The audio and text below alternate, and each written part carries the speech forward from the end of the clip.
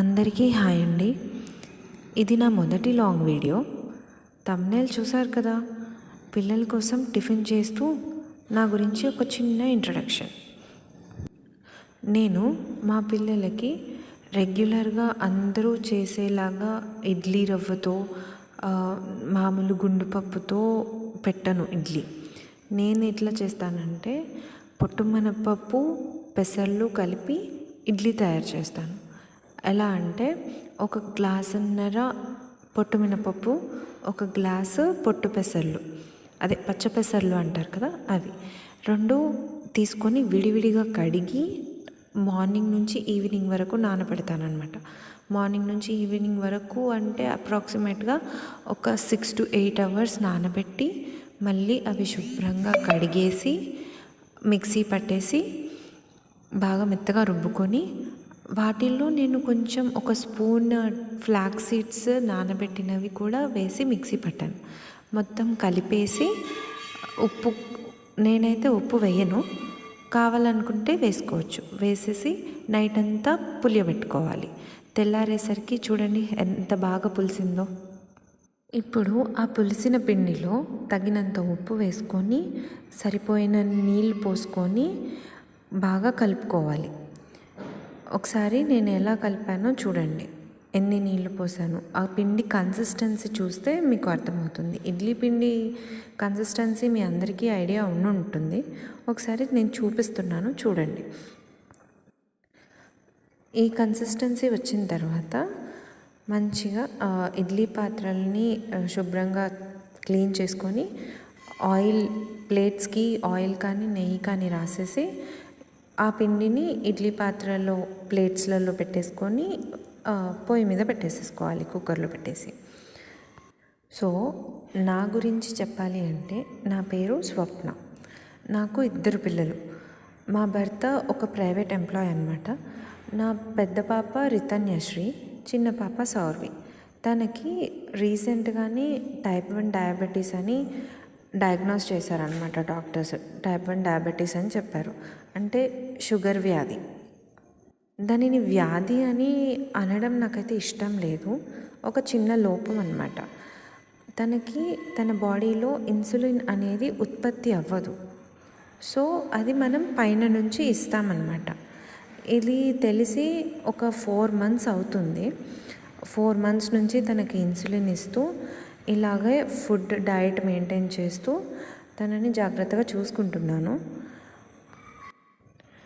So పొయ్యి మీద పెట్టేసిన తర్వాత విజిల్ ఉంటే విజిల్ వస్తుంది, లేదు అని అంటే ఒక 20 minutes పెడితే అది కుక్ అయిపోతుంది. అండ్ ఇడ్లీలోకి చట్నీ నేను బేసిక్గా పచ్చిమిర్చి, పల్లీలు, ఎప్పుడు పల్లీల చట్నీ మాత్రమే చేస్తాను.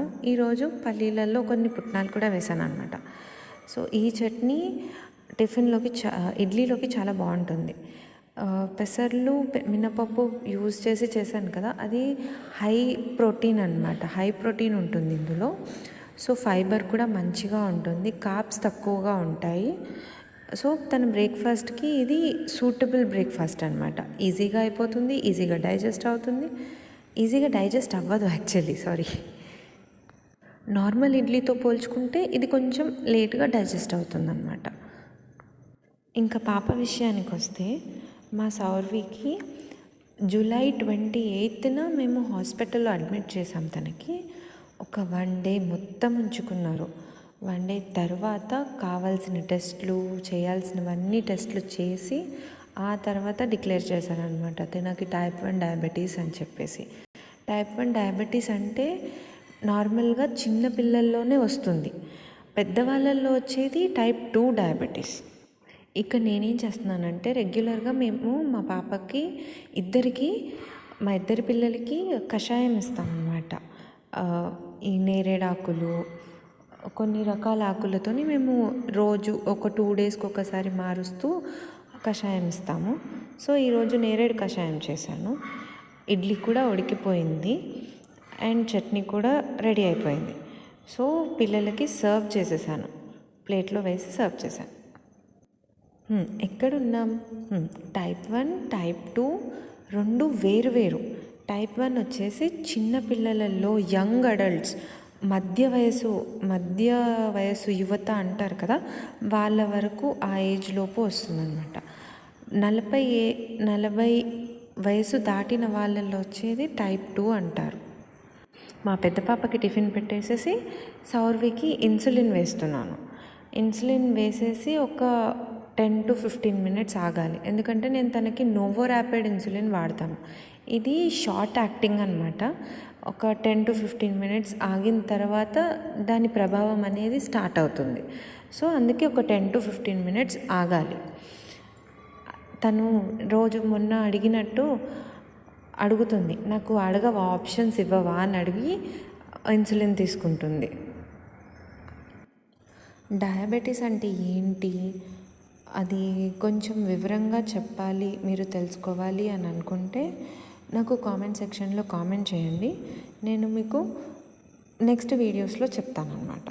సో తనకి ఇన్సులిన్ వేసేసి ఇడ్లీ సర్వ్ చేసేసాను. ఇంకా రెడీ అయిపోయిందనమాట. స్కూల్కి రెడీ అయిపోయి ఇదిగో ఇలా అల్లరి చేస్తూ ఉంటుంది, డాన్సులు వేస్తూ ఎక్కిరిస్తూ ఇలా ఆడుకుంటూ రెడీ అవుతుందన్నమాట. ఇంకా తనకి ఫుడ్ పెట్టేశాను. సూపర్ ఉంది అని చెప్తుందన్నమాట. ఇక్కడ ఇడ్లీ తినేసి చాలా బాగుంది అని చెప్తుంది. నోటితో కాదు, చేత్తో చూపించవే అంటున్నాను అనమాట. సో చేత్తో సూపర్ ఉంది అని చెప్తుంది. అసలు మా పాపకి డయాబెటీస్ అని మాకు ఎలా తెలిసింది, ఎలా వచ్చింది అనే వివరాలు తెలుసుకోవాలనుకుంటే కామెంట్ సెక్షన్లో కామెంట్ చేయండి. అలాగే సబ్స్క్రైబ్ కూడా చేసుకోండి. Thank you.